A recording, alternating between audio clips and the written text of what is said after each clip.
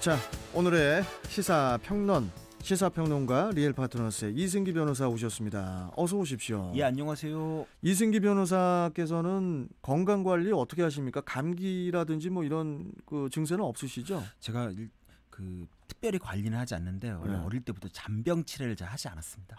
감기나 보다. 예. 아니 저는 감기가 난 지 며칠 됐다고 벌써 코가 간질간질해요. 예. 새벽에 일찍 일어나서 아마 그런 거 아닐까요? 새벽 바람 맞으니까. 그러니까 이게 방송을 하다 보면은 또 이게 또 조금 나아집니다. 예. 그러다가 방송 끝날 때쯤 되면 또 코가 간질간질하고. 아무튼 건강이 제일 중요하죠. 예. 자, 첫 번째 이슈 전해주시죠. 예, 첫 번째 이슈는 민주주의 4.0 출범 대선 킹메이커 되나입니다. 더불어민주당 최대 계파인 그 친문 의원들의 싱크탱크죠. 민주주의 4.0 연구원이 지난 22일 공식 출범을 했는데요. 당장 내년 서울 부산시장 보궐선거부터 또 차기 대선까지 굵직한 선거가 연이어 있다 보니까 친문 대선 캠프 아니냐는 그런 논란이 또 일고 있습니다. 예, 일단 당사자들은 이제 코로나19 이후 이제 새로운 시대 정신을 연구하기 위한 공부 모임이다라고 하면서 이제 정치적인 해석을 좀 경계하고 있는 모습입니다. 하지만 이 민주주의 4.0 현역 국회의원 56명을 포함해서 총 58명의 친문 정치인이 모인 아주 메머드급 조직입니다. 그 의도가 어떠하든 간에 차기 선거에서 큰 역할을 할 것이다 라는 분석이 설득력이 있는데요. 특히 원조 친문이라고 불리는 이제 홍영표, 전해철, 김종민 의원이 주축이 됐던 이 부엉이 모임이 있습니다. 이 부엉이 모임 출신 의원들이 대부분 참여를 하고 있습니다. 그렇다 보니까 당장 내년 서울 부산시장 보궐선거에서 이 친문 후보자를 공천하기 위해 이 친문 세력들이 조직화되고 있는 거 아니냐라는 그런 평가도 있습니다. 그러니까 이제 공부 모임이라고는 하지만 민주당 의원 중에 3분의 1에 가까운 규모라는 점을 감안을 하면 향후 대권 구조에서 이들이 어떤 영향력을 끼칠지 또 관심이 주목될 것 같은데요. 그래서 그러니까 이제 일각에서는 이낙연 대표와 이재명 경기지사가 아닌 제3의 친문 대권 주자를 띄우기 위해서 친문계가 본격적으로 움직인 거 아니냐. 이런 분석이 또 나오고 있습니다. 예, 그동안 이 정치인들이 만든 이 싱크탱크 조직들 대부분은 이제 선거 조직으로 이제 활용이 많이 됐습니다. 그리고 이 싱크탱크 참여자들 역시도 이 선거 승리를 발판으로 해서 정관계에 또 진출하는 경우도 많았고요. 이번 민주주의 4.0 출범도 출범 시기나 규모 또 참여 의원들의 면면을 보면 결국 친문 정치인들의 약간 세력화 이렇게 볼 수 있는데요. 현재 양강 구조를 구축한 이 이낙연 민주당 대표 그리고 이재명 경기도지사 모두 장기간 20% 초반의 지지율에 정체가 되어 있습니다. 그렇다 보니까 민주당 내부에서도 이 차기 대권을 장담하기 어려운 거 아니냐라는 위기감이 내부에서부터 이제 확산이 되고 있는데요. 또 이런 상황에서 친문 직계인 이 김경수 경남도지사가 항소심 재판에서 징역형을 선고받았습니다. 그러면서 사실상 이 대권 레이스에서 탈락해 버렸습니다. 그러니까 이제 친문을 대표할 이제 유력 후보가 사실상 없게 된 것입니다. 결국 이제는 이낙연 대표와 이재명 경기도지사 모두 엄밀히 말하면 이제 친문과는 거리가 멀고 또 이 지사 같은 경우에는 오히려 친문과 껄끄러운 관계다 보니까 친문 입장에서는 우리 후보가 좀 필요한 거 아니냐 이런 판단을 했을 가능성이 높습니다. 자, 당장 2022년 대선을 앞두고 당장 내년 5월 임시전당대회부터 9월 대선 후보 선출까지 줄지어 있잖아요. 예, 그렇다 보니까 이 대선 시기가 이제 빨라지고 있지 않습니까? 근데 후보자는 마땅치 않고 그러니 이번 민주주의 4.0 출범을 두고 이제 친문계가 대선을 대비하기 위해 직접 나섰다라는 평가가 나오고 있는 겁니다.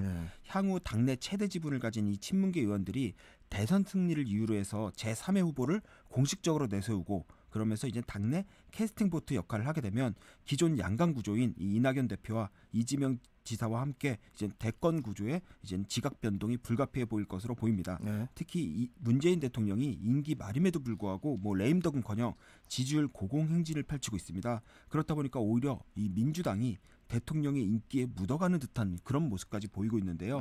이런 대통령의 높은 인기와 또 팬덤 수준의 적극적 지지층까지 고려해 보면은 사실상 친문계의 손에 차기 대권 후보가 결정될 수 있다라는 분석 역시도 이제 무시할 수가 없어 보입니다.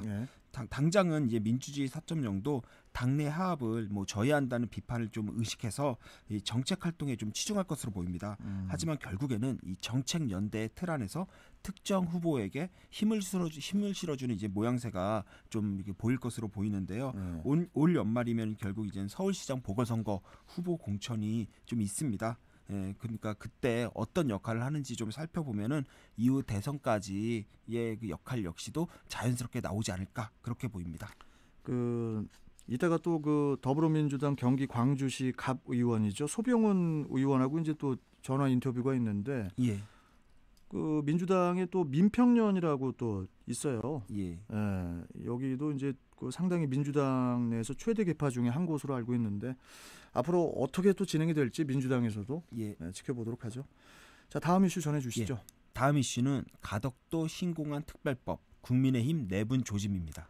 그 김해 신공항을 대체할 그 동남권 신공항 후보지로 부산 가덕도가 이제 급부상을 하고 있는데 당장 여당인 민주당은 한 목소리로 그 가덕도 신공항을 외치고 있는데 반면 그 야당인 국민의힘은 그 공식 의견을 내지 못한 채 내부 그 조짐을 보이고 있다고 하는데 자, 뭐 어떤 일이 있는 겁니까 지금? 예, 최근 뭐 알다시피 국무총리실 산하 신공항 검증위원회가 이 박근혜 정부에서 결정된 김해공항 확장을 골자로 한 이 김행 신공항 계획을 전면 재검토해야 된다라는 최종 결론을 내놨습니다. 네. 그렇다 보니까 또다시 동남권 신공항의 입지를 두고 부산 가덕도를 지지하는 PK와 또 밀양을 지지하는 TK 지역이 또 정면 충돌하고 있는 그런 모습입니다. 네. 그런데 민주당의 경우에는 TK의 지지 기반이 좀 약하다 보니까 내년 부산 보궐선거를 겨냥해서 노골적으로 이제 가덕도 신공항을 밀어붙이고 있는 그런 상황입니다.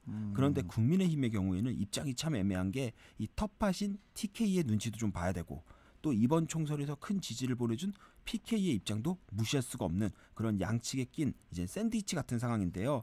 그렇다 보니까 최근에 이제 국민의힘 소속 PK 의원 15명 전원이 가덕도 신공항 특별법을 발의하면서 적극적으로 공항 유치에 나서고 있습니다. 네. 그런데 정작 같은 당에 있는 TK 의원들과 또 관련 지자체장들은 아주 경로에 가까운 반응을 보이면서 이 당이 두 갈래로 쪼개진 그런 모습을 보이고 있습니다. 그 가덕도 신공항이 이제 내년 4월 그 부산시장 선거에서 최대 이슈로 이제 급부상을 했는데 국민의힘 지도부로서는 입장을 정하기가 좀 쉽지 않을 것 같아요. 예, 일단 국민의힘 지도부는 이 김해 신공항 백지화 자체가 내년 부산시장 선거를 위한 노골적인 선거 전략이다라면서 이제 비판하는 그런 입장입니다. 하지만 선거가 가까워올수록 당장 부산 지역 표심은 물론 이제 TK 지역 표심까지도 이제 의식해야 하는 이제 그런 골치 아픈 상황을 맞이하게 된 것인데요.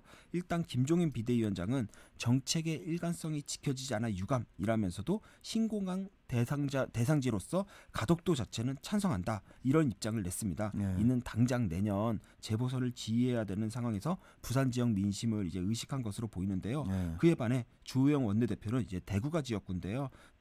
대구가 지역구인데요. 이에 대해서 약간 반대 입장을 나타내면서 결국 이제 지도부도 좀 내분하는 그런 조짐을 보이고 있습니다. 그에 반해서 민주당 입장에서는 오거돈 전 시장의 성추문으로 인해 이제 부산시장 선거에서 사실상 수세에 몰렸습니다. 그런데 이제 대형 국책 사업이 이 신공항 건설로 선거 국면을 전환하고 또 국민의힘 내부의 분열까지 유도한다는 점에서 좀 유리한 측면이 있습니다.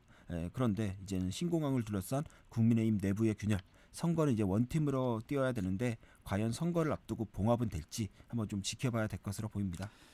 자, 알겠습니다. 자, 마지막 이슈 전해주시죠. 예, 마지막 이슈는 거리두기 2단계 상황, 민주노총 총파업 논란입니다. 코로나19 확산으로 그 사회적 거리두기 2단계가 시행되고 있는데 그 민주노총에서는 내일 25일 총파업을 예고를 해가지고 이제 또 논란이 되고 있습니다. 예, 민주노총이 이제 서울시에서는 서울시가 허용하는 10인 미만 집회를 동시다발적으로 열기로 하는 등 이제 최대한 방역 지침을 준수해 집회를 열겠다 이런 입장을 밝혔습니다.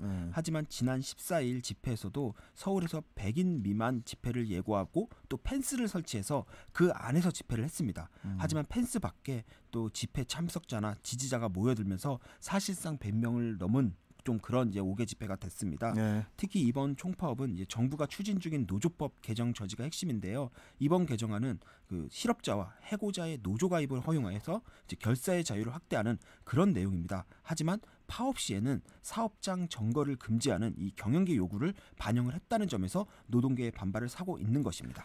아니 그래도 왜 하필 이 시점에라는 그런 그 의문점도 남는데 어떻게 보십니까? 예, 헌법상 이제 집회 자유가 있다 보니까 노동계가 주요 현안에 대해서 자기 목소리를 이제 집회 방식으로 내는 것을 보면은 뭐 집회의 당위성은 있어 보입니다. 예. 그런데 집회를 하는 이유는 결국 일반 국민들에게 우리 목소리 좀 들어주세요. 또 그리고 우리를 좀 지지해 주세요라는 그런 게 좀 많지 않습니까? 예. 그런데 지금 상황에서는 모두들 이 국민 모두들 이 송년회나 모임 줄줄이 취소하고 외부 활동도 최소화하고 있습니다. 그리고 정부 역시도 집회엔 예외가 없다. 노조 좀 자제해달라 이런 입장이고요. 네. 그런데 이런 상황에서 만약에 집회를 강행한다면 자칫 노조의 의도와 달리 국민의 반발을 받을 수 있다는 점에서 좀 아쉽습니다. 네. 집회의 목적은 충분히 이해하지만 지금 시점에서는 좀 자제해달라. 그게 더 국민들의 지지를 받지 않을까라는 조심스러운 생각입니다.